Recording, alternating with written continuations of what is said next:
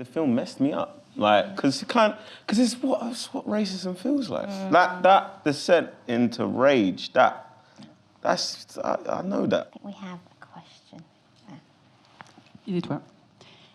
Thank you, both of you, for both movies. My question is for Timothée.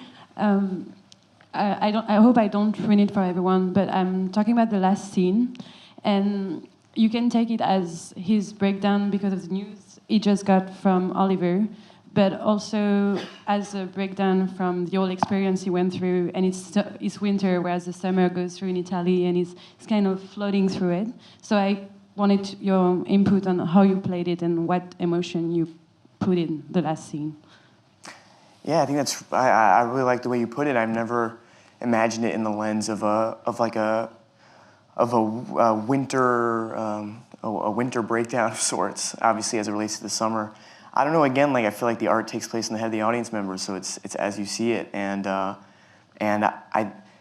for me, if there was something specific to capture in that whole sequence, it was just of Elio comes in with a more positive energy that we've seen, and there's the lakas and he has headphones and dances a little bit, and it was just important to capture that feeling of love lost over the summer and maybe a feeling of Elio that he didn't pursue it as quickly as he should have, or that maybe he's had 4 months where he hasn't thought about Oliver as often, and then he gets this phone call, and it's like, wow, that summer was so amazing, and I will never share that connection with anybody again.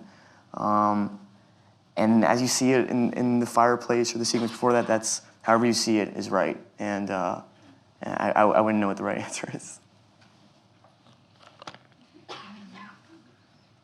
You go to just that lady there, and then let's go to this here. Yeah. A question for Timothy. When I came out of the cinema with my friend, I think we were both sort of speechless for a good 10 minutes after seeing the film. And I just wondered what your initial reaction was when you saw the complete film, and whether at that moment you kind of thought it might become bigger than you'd all expected, or whether that kind of happened a lot later that you thought. Yeah, well, so I went to school in the fall semester after we shot the movie over the summer, and right after I finished shooting Lady Bird, actually. And the advice I got was to watch it before Sundance, because I wasn't gonna be able to watch, like I wouldn't be able to fully appreciate it. But I wanted to like see it in a theater full of people for the first time. So I guess the answer is it's just all very weird, because the first time I watched it, it was like 1,000 people there, so I couldn't really watch it because I was like, man, I'm sitting here with 1,000 people and I'm having sex with a peach on the screen. And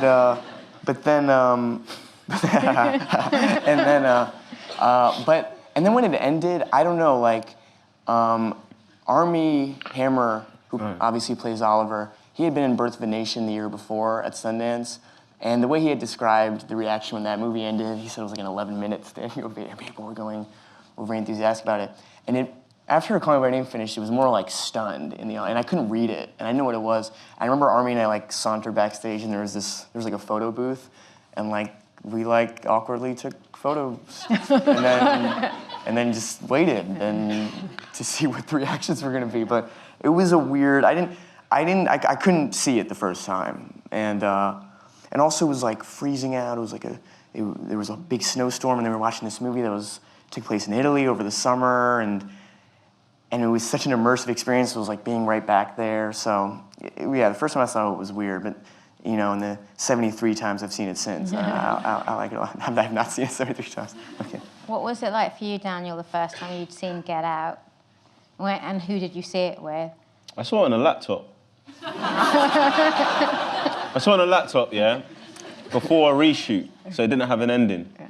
So because we had to recreate what we did, and then it was like, I felt really sad.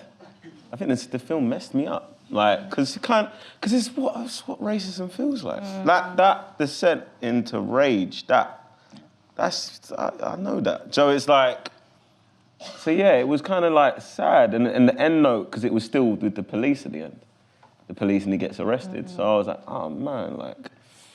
And then I watched it in LA, and I just couldn't really watch it properly. I think it all had been graded, all had been like all posted, finished, and it's those screenings are so overwhelming that you kind of can't really watch the film properly because it's just too much. And then there's a bit with the bingo scene when Bradley Whitford's doing the bingo scene, and that's when I kind of relaxed. And I was like, oh, I really like this film.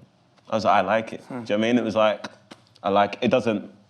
And then my friends are there, and my family's there. I go, do you like it too? And then there's some said yeah. Some. So that was it. And then I kind of just, and then it's out there. It's out there. I'd love to know what your parents kind of think at the moment with both of you, kind of, you know, with the success and the nominations, you know, are they keeping you well and truly grounded, or, you know, are they just as thrilled for you as everyone else? Yeah, I don't know, it's both. I mean, I don't know. I gotta call them. No. Okay, we've got one last question, and the lady's got the microphone just here. Hi, I'm Iona. I really want to thank both of you guys for these amazing movies. I have a question for Timothy. Because now you're really working on your craft in front of the camera, have you ever considered potentially dabbling in like writing or directing behind the camera? Yeah, absolutely. And you know, there's a writer-director named Xavier Dolan that I'm a huge fan of, because It's amazing. like I guess he's 28 now, but you know, he made a movie called I Killed My Mother when he was 19 or 20, and I mean, he's made like a number of incredible films, and Mommy's excellent, and Lawrence Anyways. So when I see him doing it, that's very inspiring. But I would be very patient on that. I feel like, you know, all the universe has told me at this point is you're a good actor, so I gotta, you know, that's the only thing I'm trepidatious about going through all this stuff at a young age, is this feeling of like, hey, I want to be back. I don't want it to be like, oh yeah, like, you know, he's a great young actor, and now, you know, so, and I also want to make sure it's not, kind of like Lady Bird, you know, the great thing about Lady Bird wasn't, you know, an actor directing a movie with like 3-minute takes that are, you know, that are unspecific and just feel like life filmed. It was like, I'm a writer-director, and this is, or Get Out too, like, this is exactly how I want it to be done. So if I ever did it, that would be the interest, not to, you know, capture a tone vaguely and get the experience of being a director. That wouldn't be fair. Well, I just want to say I can't wait to see whatever comes next for both of you. Congratulations on the nominations, the success of both the films. Thank you, Timothée Chalamet. Thank you, Daniel Kaluuya.